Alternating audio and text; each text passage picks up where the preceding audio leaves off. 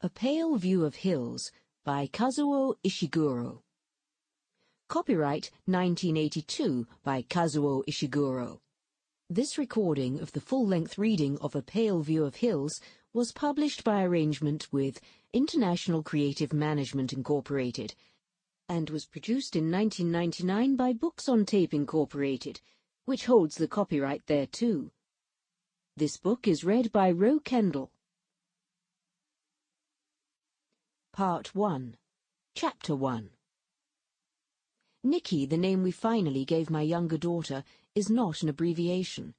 It was a compromise I reached with her father, for, paradoxically, it was he who wanted to give her a Japanese name, and I, perhaps out of some selfish desire not to be reminded of the past, insisted on an English one. He finally agreed to Nikki, thinking it had some vague echo of the East about it. She came to see me earlier this year, in April, when the days were still cold and drizzly. Perhaps she had intended to stay longer, I do not know, but my country house and the quiet that surrounds it made her restless, and before long I could see she was anxious to return to her life in London.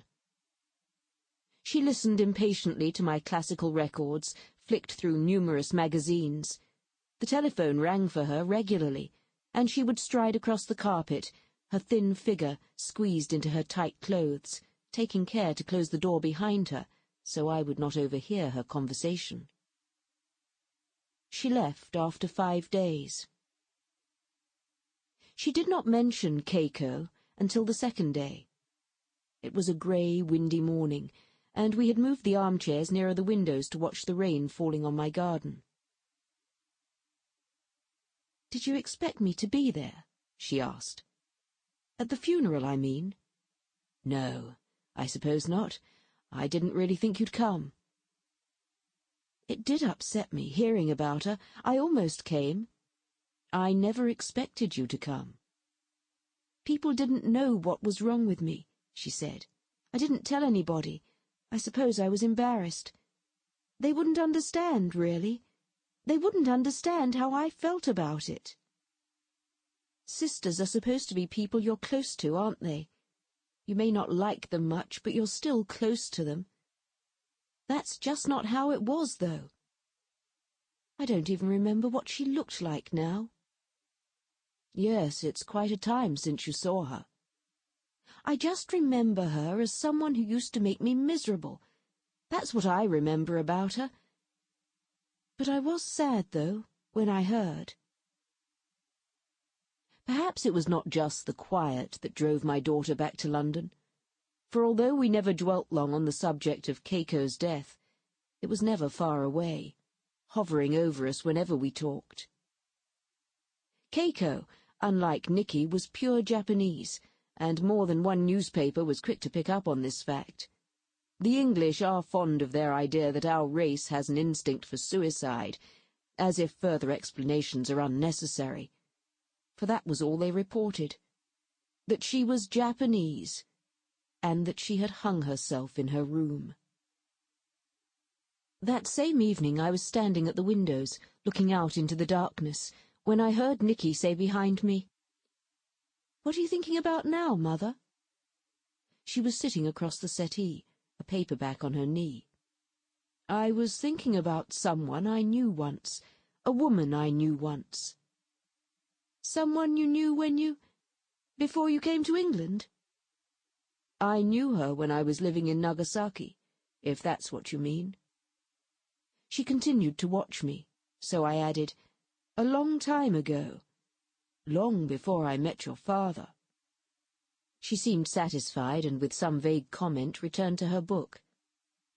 In many ways Nikki is an affectionate child. She had not come simply to see how I had taken the news of Keiko's death. She had come to me out of a sense of mission.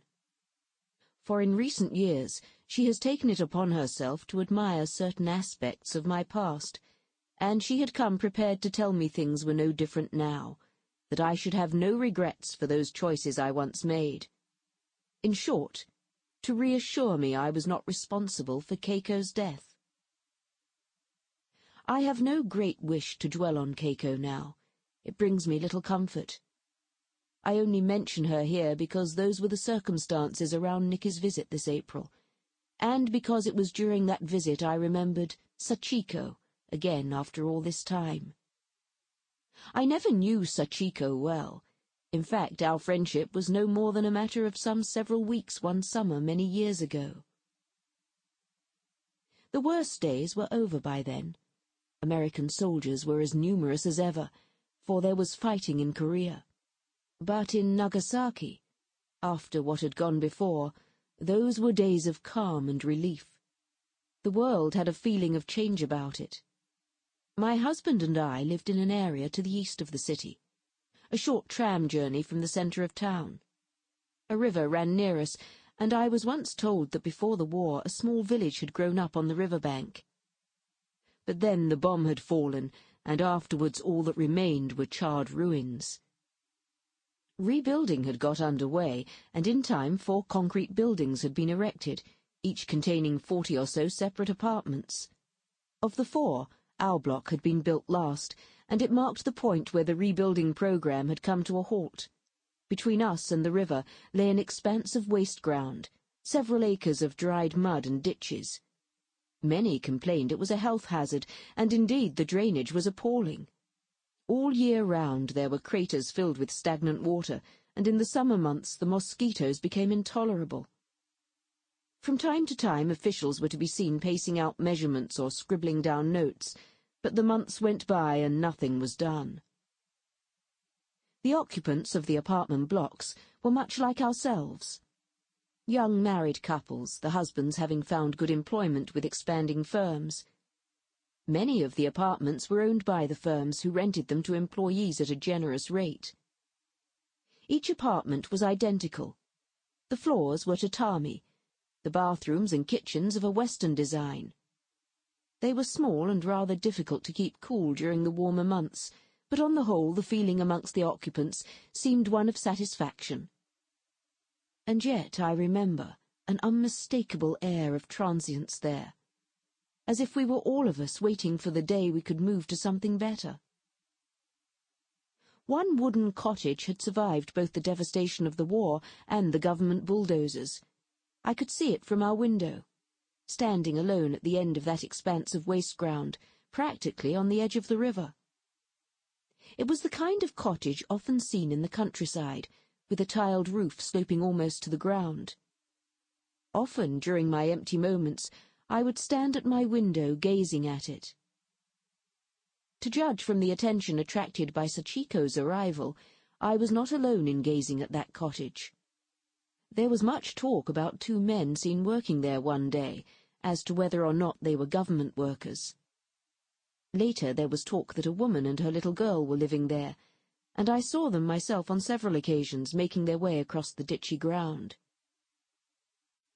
It was towards the beginning of summer, I was in my 3rd or 4th month of pregnancy by then, when I first watched that large American car, white and battered, bumping its way over the waste ground towards the river.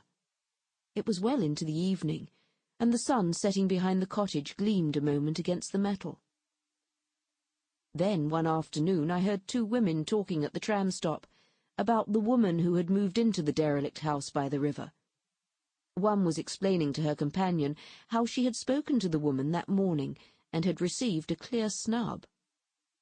Her companion agreed the newcomer seemed unfriendly, proud probably. She must be 30 at the youngest, they thought, for the child was at least 10. The first woman said the stranger had spoken with a Tokyo dialect and certainly was not from Nagasaki. They discussed for a while her American friend. Then the woman spoke again of how unfriendly the stranger had been to her that morning. Now I do not doubt that amongst those women I lived with then, there were those who had suffered, those with sad and terrible memories. But to watch them each day, busily involved with their husbands and their children, I found this hard to believe, that their lives had ever held the tragedies and nightmares of wartime. It was never my intention to appear unfriendly, but it was probably true that I made no special effort to seem otherwise. For at that point in my life, I was still wishing to be left alone. Sample complete. Ready to continue?